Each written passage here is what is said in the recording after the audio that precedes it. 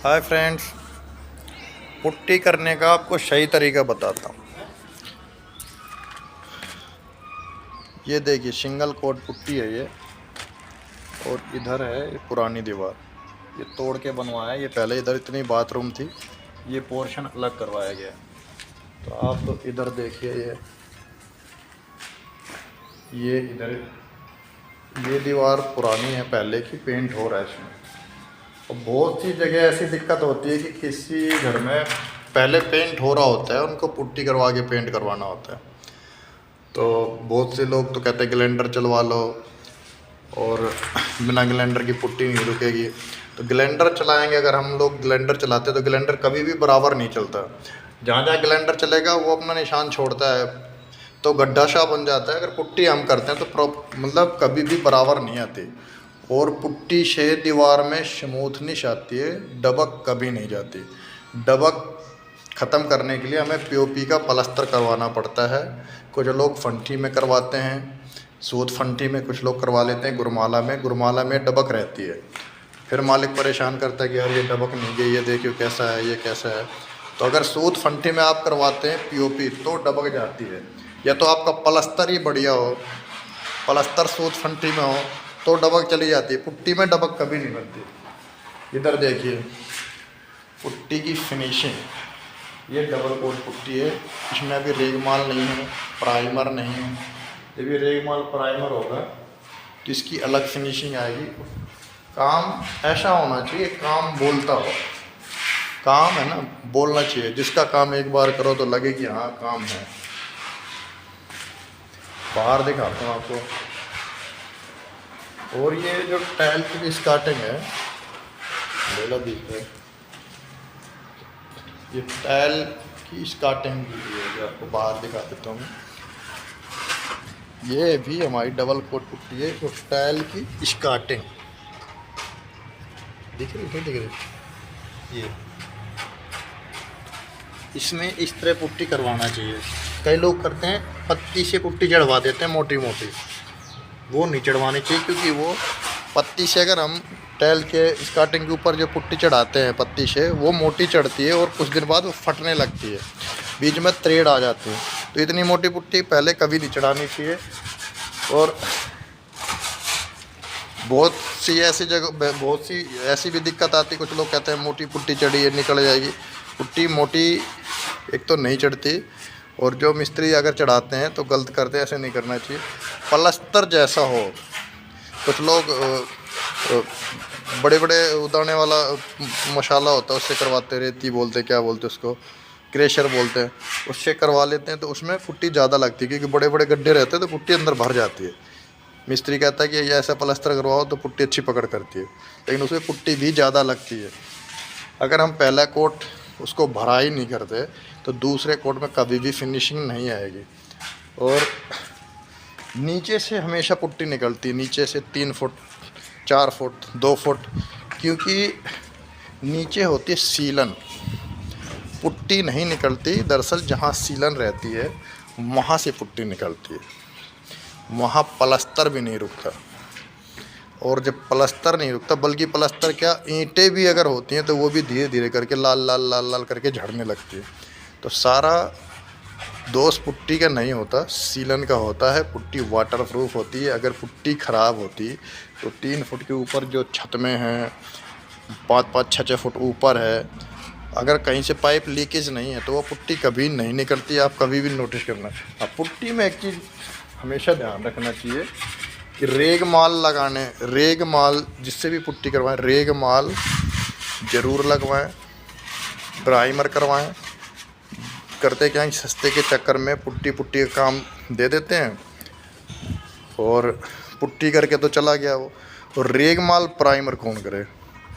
रेग माल प्राइमर जब आप करवाते हो उसका आपका फिर पैसा, उतना पैसा फिर रेग माल और प्राइमर दोनों में लगता है। तो पुट्टी, रेग माल, प्राइमर 5-7 हज़ार के चक्कर में कम ज़्यादा करके कि पुट्टी तो सस्ती हो रही है।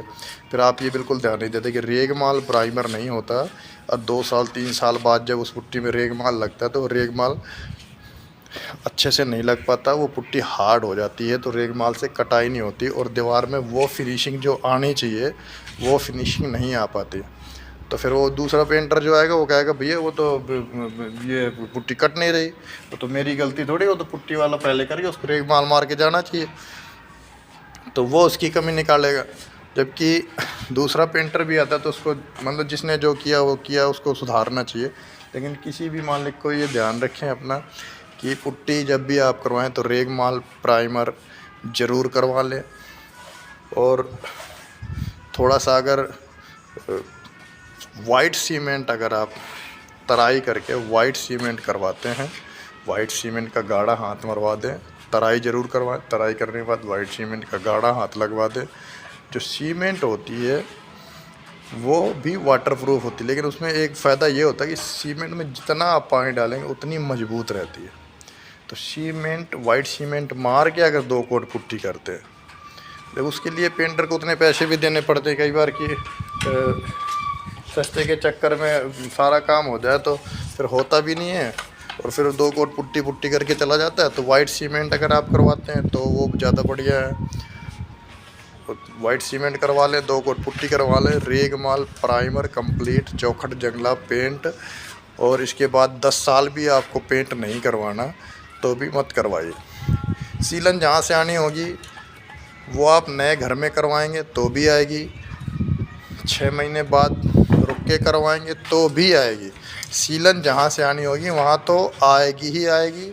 अगर उसका सुधार करवा सकते हैं, पाइप की लीकेज है, कहीं से ग्राउंडिंग में दिक्कत है, सीमेंट टाइल में नहीं भरी, बाथरूम की साइडों में टाइल में सीमेंट नहीं है, ग्राउंडिंग नहीं, इस तरह का कुछ भी है तो आपकी सीलन नहीं रुकेगी। सीलन रोकने के लिए आपको टाइल्स वेल्स में, जहाँ भी फर्श में, पाइप में जहाँ भी दिक्कत है वो ठीक करवानी पड़ेगी, और पुट्टी में कोई दिक्कत नहीं आएगी। तो ये चीज़ ध्यान रखनी चाहिए कि जब भी पुट्टी करवाएं तो रेग माल प्राइमर ज़रूर करवा लें। और पुट्टी की फिनिशिंग देखिए, पुट्टी बिना रेग माल के इतनी फिनिश इतनी चिकनी होनी चाहिए। अब ये थोड़ी कि अब मान लो पुट्टी कर दी, वो बड़े बड़े वो दिख रहे हैं, बाद में कहते कोई भी पूछता है कि अरे ये क्या चीज़ है, तो लड़के कहते, कोई पेंटर बोलता है कि ये तो रेग माल में साफ़ हो जाएगा। रेग माल में थोड़ी बहुत स्क्रैचेस होती हैं, वो साफ़ होती हैं। तो पुट्टी भी ज़्यादा घसीट के ठीक ठाक मिस्त्री होना चाहिए, पुट्टी भी ठीक रहती है। कुछ % दबक ठीक भी हो जाती है पुट्टी में, लेकिन वो इशारे नहीं कहना चाहिए कि बाद में फिर पेंटर को परेशान करते हैं बहुत कि यार ये डबक, वैसे तो कोई नहीं करता समझदार आदमी जो होता है, लेकिन कुछ होते भी एक आध रहते हैं कि ये डबक क्यों नहीं है। तो डबक पुट्टी से नहीं जाती, कुछ % चली जाती है थोड़ी बहुत, अगर होती है थोड़ा बहुत। बड़ी डबक होती है तो गुरमाल में पत्ती 9 इंच की तो पत्ती होती है, कुछ लोग 5 इंच वाली से भी कर लेते हैं, उससे डबक नहीं जाती। और कुछ % बड़ी पत्ती से चली जाती है, लेकिन उसमें पुट्टी से ज़्यादातर आप ये मान के चले कि दीवार में स्मूथनेस आती है। अब पुट्टी के बाद बहुत पेंट की भी दिक्कत आती है कि पेंट भी बजट के हिसाब से करना चाहिए, मालिक की जेब देख लेनी चाहिए कि मालिक किस हिसाब का है, कितना पैसा खर्च कर सकता है, उस हिसाब से भी पेंट करना चाहिए। अब मान लो बहुत है कहते हैं डिस्टेम्बर करना है, जिसको भी जिन्हें भी डिस्टेम्बर करवाना है वो डिस्टेम्बर ना करवा के tractor emulsion, tractor spark, tractor advance, मतलब ट्रैक्टर के फर्स्ट सेकंड थर्ड क्वालिटी में जो भी आपको डिस्टेम्बर से बढ़िया, मालिक से बता दो कि सर ये 1800 की आएगी, ये 2200 की आएगी, ये 2500 की आएगी, जो डीलर जिस रेट में 150 कम ज़्यादा में जो भी देता हो, तो उस हिसाब से आप, आज का बता रहा हूँ मैं 2024 का, कभी ऐसा ना हो ये वीडियो कोई बाद में देखे कहेगी अब कहाँ की मिल रही है। तो 1700, 1800, 2200, 2500 तीनों बाल्टी फर्स्ट सेकंड थर्ड डिस्टेम्बर की जगह आप उसको कर दें। डिस्टेम्बर की बाल्टी होती है छोटी और प्लास्टिक पेंट की बाल्टी होती है बड़ी। डिस्टेम्बर भी 700, 800, 900 अलग अलग कंपनी का, अलग अलग क्वालिटी का, मतलब अलग अलग रेट होता है। तब इसका 700, 800, उसका 1800, लेकिन कवरिंग ज़्यादा डबल होगी, फिनिशिंग भी अच्छी होगी, प्लास्टिक पेंट की तरह होती है, प्लास्टिक पेंट ही है। और अगर किसी को प्रीमियम करवाना हो तो प्रीमियम भी बढ़िया रहता है, प्रीमियम की भी 5000, 4500, 5000, 5500 ऐसे बाल्टी मिल जाती है प्रीमियम की।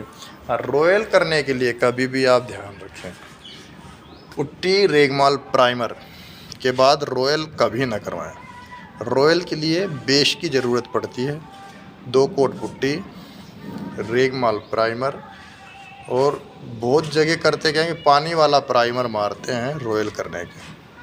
तो पानी वाला प्राइमर जो लोग मारते हैं उनकी सीलन जल्दी आती है, क्योंकि जो अपना तेल का प्राइमर होता है, तो तेल का जो प्राइमर होता है ये काफ़ी मात्रा में सील को दबा के रखता है, क्योंकि इसकी लेयर रहती है और मजबूत लेयर रहती है। ये एक तो कभी भी देखना कि तेल वाले पेंट में आप अगर पानी डालेंगे तो पानी हमेशा उससे अलग ही रहता है, तो वो जल्दी से उसको क्रॉस नहीं करता। तो कभी भी रॉयल पेंट करें तो आप तेल का प्राइमर मारें, वुड प्राइमर। और प्राइमर में कितना मिस्त्री होगा तो उसको पता रहता है कि कितना तार पिन डालना है हमें, उसको देख लें कि ज़्यादा दाने ना बने दीवार में। और इसके बाद चौक मिट्टी की फिलिंग करें, और फिलिंग करके रेगमाल मार के फिर प्राइमर करें, यही तेल वाला, और इसके बाद रॉयल पेंट करें। उसकी फिनिशिंग अच्छी होगी, और जहाँ 2 साल में सील आती होगी वहाँ 5 साल में सील आएगी। 3 साल सिर्फ प्राइमर से 3 साल उसके बढ़ जाएंगे, और सील नहीं आएगी जल्दी से। हो सकता है 6-7 साल भी सील ना आए। अगर कहीं सीलन नहीं आती वैसे भी तो 10-12 साल पेंट का कुछ बिगड़ता नहीं है, फिनिशिंग अच्छी रहती है। तो 2 कोट पुट्टी के बाद आप ट्रैक्टर इमल्सन करवा सकते हैं, प्रीमियम करवा सकते हैं, लेकिन रॉयल करवाने के लिए उसका बेस बनाना बहुत ज़रूरी होता है। 2 कोट पुट्टी, रेगमाल प्राइमर, प्राइमर के बाद फिलिंग, फिलिंग के बाद फिर रेगमाल प्राइमर, फिर 2 कोट रॉयल पेंट के। अगर उसमें रॉयल पेंट में कहीं डिज़ाइन का भी आपका काम है तो बेस बना हुआ है। पेंट अगर गर्मी ज़्यादा है तो उसमें एनेबल पेंट के 1 या 2 हाथ जिस हिसाब से गर्मी है, मिस्त्री है तो वो अपने आप समझ जाएगा कि दीवार चूस नहीं होनी चाहिए। अगर हम रॉयल पेंट और रॉयल प्ले, जिसको कुछ लोग कहते हैं रेस्टिक नहीं कहते, कुछ लोग कहते हैं कि डिज़ाइन वाला पेंट बोल देते हैं, या कुछ लोग क्या बोलते हैं टेक्सचर, कुछ लोग टेक्सचर बोल देते हैं डिज़ाइन, उसको रॉयल प्ले जो पेंट होता है जिससे डिज़ाइन बनती है। तो रॉयल प्ले का भी बेस बना होता है वो तो मौसम के हिसाब से देख लें, ज़्यादा गर्मी हो तो अच्छा बेस और बना लें, बाकी बेस पूरा बना होता है। और उसकी जो चमक होती है ना रॉयल की, फिर वो अलग ही दिखती है। पुट्टी के ऊपर अगर पेंट करके रिपेयर करके रॉयल मारते हो तो मान लीजिए कमाल भी ख़राब होता है और वो फिनिशिंग नहीं आती, बस नाम हो जाता है कि सर रॉयल कर दिया, चमक रहा होता है, क्योंकि पेंट ही बढ़िया होता है, उसमें इतनी अच्छी शाइनिंग होती है। तो ये बात ध्यान रखें।